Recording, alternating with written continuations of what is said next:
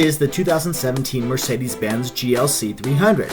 Refreshed in 2016, this is the second generation of the compact crossover intended to compete with the BMW X3, Lexus NX, and Audi Q5. The exterior resembles Mercedes' new design platform, with sharp lines accenting smooth curves and a large Mercedes grille in the front with signature LED eyelashes. Overall, the car is conservative in styling but functional in its utility.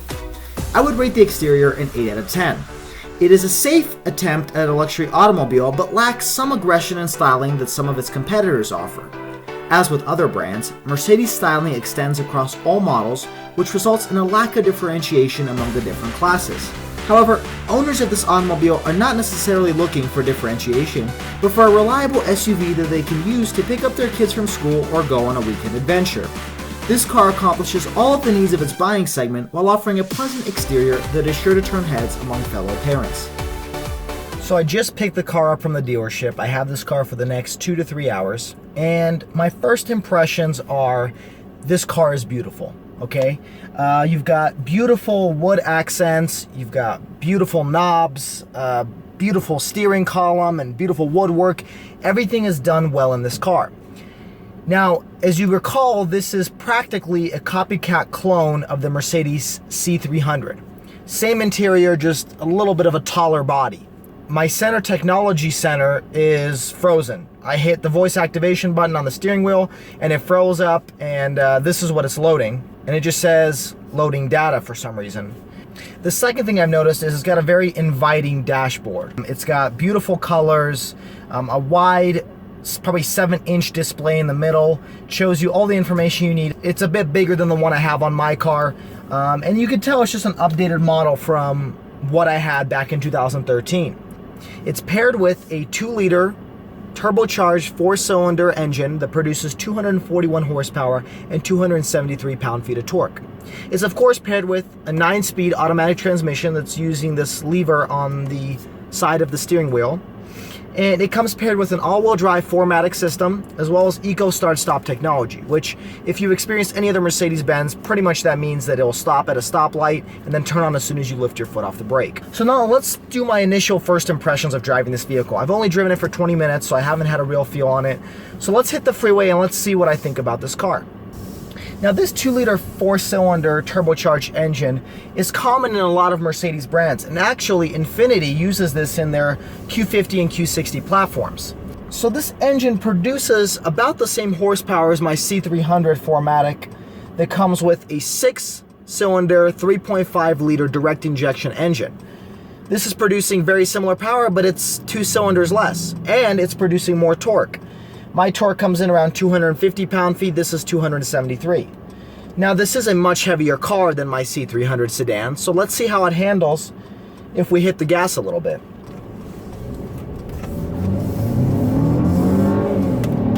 Okay, now as you can see, that produced quite a little bit of power going into the start, but there's some noticeable turbo lag. I don't think that Mercedes can really avoid that unless it throw on a second turbo, but overall though, there is some noticeable turbo lag when you first hit on the gas. Now, I'm driving on this back road here, and it's a pretty quiet car overall. I'm not hearing too much road noise. It's a little bit surprising though that this car is rougher and not as soft as I expected from Mercedes, and I've noticed this with my car personally. I thought that maybe because my car is low to the ground, it's got the sports suspension, you know, it's a sedan. Sedans are different than SUVs, but no, this car really isn't as soft. And if you can see, the camera's actually shaking a little bit. This car isn't as soft as I would expect from an SUV. It's weird, we're gonna keep going, but that back road wasn't very bumpy, and I experienced a lot of bumps just driving on it. That's somewhat surprising. I mean, you're paying 40-something thousand for this car, and I don't know, I'm not loving the suspension on it. It's quiet, yes. I will give it the fact that it's very quiet on the inside. You can hear me perfectly fine for a reason, because I'm going 40 miles an hour, but you can't hear the wind, you can't hear the road noise. But those bumps are surprisingly rough. I feel like Mercedes could have done a better job on that. Oh, I just had the Eco Start Stop. They've made it a lot less noticeable than on my car. Honestly, I never had an issue on my car, but I know a lot of people have complained about the start-stop technology on my car. They've said that it's kind of loud and it's jarring, and people can't get acclimated to the fact that their car just shut off at a stoplight. I've never had an issue with it, but I can see how they have taken this criticism and they've definitely refined it to this car, because it's not noticeable when this car turns off and on. It's very, very slight little bump, and you feel like the car's turned on, but it's not as noticeable as it is on my car. One thing I've noticed, and this is something that Mercedes receives a lot of criticism on, and I think they will fix this in their mid-generation update that they do in a few years, but that is the center console. I don't like the way that it looks like an iPad was just glued to the center dash, and that's all the work they put into it. I think that Audi and BMW and Lexus, they all do a much better job with just that center console. It's not just that they do a better job with their appearance, they also seem like they integrate it better with the rest of the vehicle. And what I mean by that is the style. So the style of this car is more of a refined, more of a luxury. You could even say an old school kind of era feel to it, because it has wood grain, it has leather, it has aluminum. But the center dash is just, it seems like it's too modern. It seems like it's just placed there, and it just doesn't match with the theme and the motif of the rest of the vehicle. I think that Mercedes will update this in the future, but as of now, I don't like it. And I've noticed this on the C-Class when I've test driven it. I've noticed it on another number of vehicles, including the CLA, and it's just, I'm not liking the style of it. And it's a lot of stuff that people have already mentioned, but I think it does need to be noted, because it is a big drawback for these beautiful cars and their beautiful interiors, but kind of just out of place, sore thumb with this center console. So let's do a quick freeway acceleration.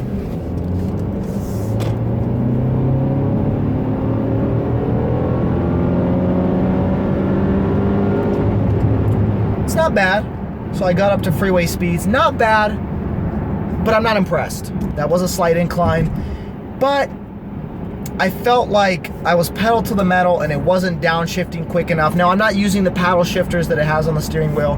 That was simply just letting the automatic do what it has to do.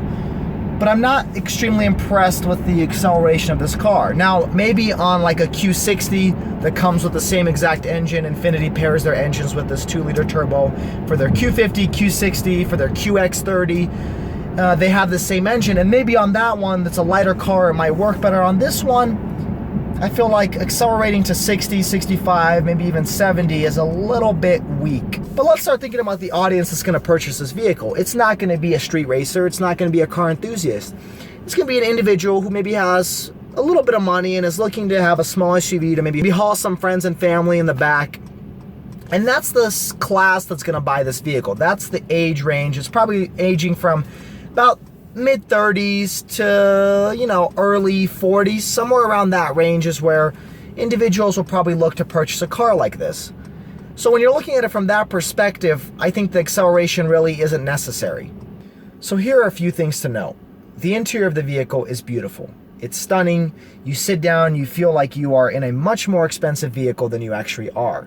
The wood grain with the aluminum accents and the light leather, they just did a perfect job designing this interior. And I think, in my opinion, it beats all of its competitors. Where it lacks is that center display screen. I think that if they went with more of an integrated design, maybe something that had less of a bezel around the edge, if it was just a giant screen in the middle, that would look better. But the fact that it looks like you just bought an iPad and stuck it in the middle as if it's an aftermarket part, it's a pretty big negative on this vehicle. Overall, I think the interior would be rated at 8 out of 10. It's a beautiful interior. It's stunning. It's fantastic. Everything is accessible. Everything is where you want it. But I think that center console just doesn't fit, and it doesn't mesh enough that it lowers it by 2 points, and that's why I put it at 8 out of 10. Okay, so I've been driving this car for a few hours now, and I gotta say, I am impressed. You can see the smile on my face, the grin. It's all real. It's all natural. This car has been a hell of a lot of fun. And I didn't expect it to be, because as an SUV, you expect it to be kind of slow, clunky, not sporty at all. And this car is the opposite. Like, it really is a great size. You've got great leg room. You've got A lot of interior space, big trunk. I've already loaded some stuff in the back, and it really just accomplishes everything you need from a small SUV. And at the same time, you don't sacrifice power, you don't sacrifice agility. It's got all of that. So to address some of the things I initially said about this car, so my initial impressions regarding how it's a little bit of a rough suspension, I believe the reason behind that was that it was actually in sport mode. When I was making those comments, it was in sport mode, and now in my car, sport mode and comfort mode does not change the suspension setup at all. It just changes the throttle response and how quickly the engine will understand what your input is and the transmission. It doesn't change anything about how soft or rough the car will ride, or anything about the suspension. It doesn't. But to my understanding, this car does. This car, when you put it in sport mode, it stiffens the suspension. When you put it in comfort mode, it softens it. And that's why this car felt so different when I was driving it in comfort and sport mode, because right now I'm in comfort mode and it soaks up bumps pretty well, actually. It's very smooth, very soft. I don't feel a lot of jarring bumps or anything like that like I did when I was in sport mode. Now to address my throttle response. And for example, I will put this right now. Oh, there's a fire truck. Never mind. I was gonna give you a pull and show you that the power behind this car really isn't too bad. When you throw it in sport mode, which I think when I was doing it, I was in comfort mode. But look at that pull, like that. It's an effortless pull, and you don't think it's going very quick because you don't feel it. Like, you don't sense speed in this car, but you look down at the speedometer and you see that you're going already 40, 50 miles an hour, and it was just instant. Like, you were at 20 and now you're at 40, and you don't even realize that you were going that fast because you don't feel the speed in this car. I think that's a really cool thing that this car has that I haven't noticed in my other Mercedes, or any other Mercedes. This car feels as if you're going slow even though you're going pretty quick. So I think that my initial impressions was the fact, see, that was a bump, and that was very soft, and I'm in comfort mode.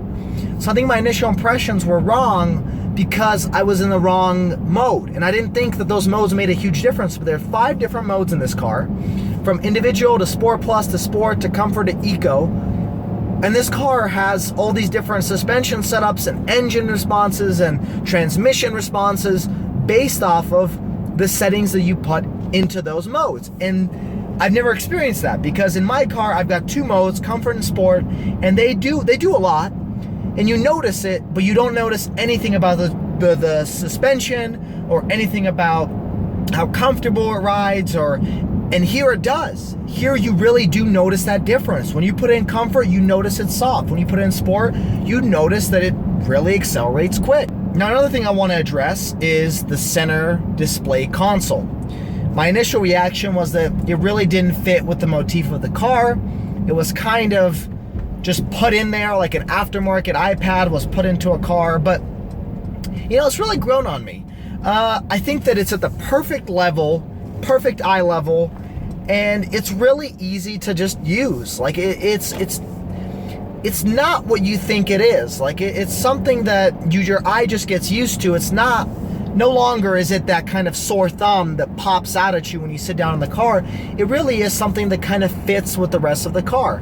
And I think that's something that you just have to grow on. In initial reactions, you are surprised by it, but once you start driving around and you look over and you start using it and you listen to the radio and you use navigation and everything, it really is just, it's right there. You don't have to take your eyes off of the road. It's just right there. You don't have to worry about having to find the right settings. It's really easy to use. Now, I don't care much for this touchpad that they have down here.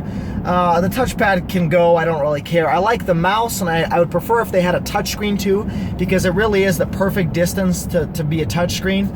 But I think the touchpad is gimmicky, but I think it's pretty cool. Like, BMW has their own version, and so you might as well have it. But I really just prefer old school, the mouse, or if you're gonna do it, a mouse, maybe have a touchscreen as well. Overall, I think this car is actually very good. I would give it 2 thumbs up, and I would recommend it to anybody who's in the market for a car like this. It's actually pretty quick for a 4-cylinder turbocharged. It's got a lot of power. It's actually very comfortable. When you put it in comfort mode, you really don't notice any of the jarring, bumps or speed bumps or potholes that you hit. And I honestly think that center console has grown on me, and it really isn't as jarring as it was at first. Yeah, I don't think it's the most aesthetically pleasing part of the car. I mean, when you look at the wood accents and the aluminum and all of that looks beautiful, I don't think it meshes that well with it, but it really is a very useful screen, and it's right at eye level. And I think that if they just added a touchscreen to it, it would be perfect. So thank you guys so much for watching. If you have any questions about this vehicle, please comment below, and I'll be happy to answer them. This car is definitely a car I would recommend to anybody in the market for a small-sized crossover, especially in the luxury segment. You can pick up this car starting for about $40,000. This one is actually $49,000 because it's pretty well equipped. It's got blind spot monitor, rear view camera, etc. But let me know what you guys think. Do you like the GLC 300? Do you think it's pretty quick? Do you think it's comfortable? What do you think about the center console display?